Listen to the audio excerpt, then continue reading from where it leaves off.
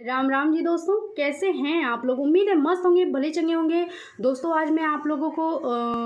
कृष्ण जन्माष्टमी के उपलक्ष्य में एक सोहर गीत सुनाने जा रही हूँ। अगर आपको गीत अच्छी लगी तो please please please like share comment जरूर करिएगा। चैनल पर पहली बार है तो चैनल को सब्सक्राइब भी करिएगा। सभा बीच बैठेली सासू ता बहू से रज करे बहू से रज करई हो बहुआ अंगने में बैठेली गोतनी निहुरी पैया लागानी हुरी पैया लागानू हो एक ताई भारी नरिया तलाम्बी गटवा तलाम्बी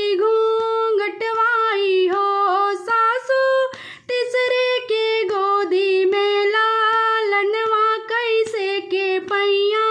लागी कैसे के पैया लागई हो छोड़ दे तू भारी नरिया ऊपर करा घूंघट ऊपर करा घूंघट हो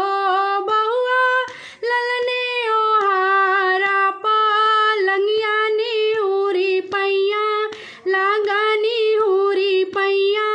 लगाई हो एक ताई धान से धान तीता पुत से पुत वाती ता पुत से पुत वाती हो तीसरे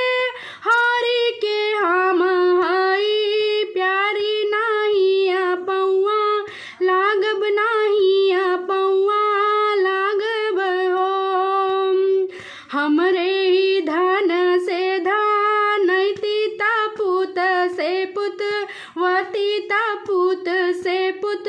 वाती हो बहुआ हमरे ही लाल की दुलारी निहुरी पैया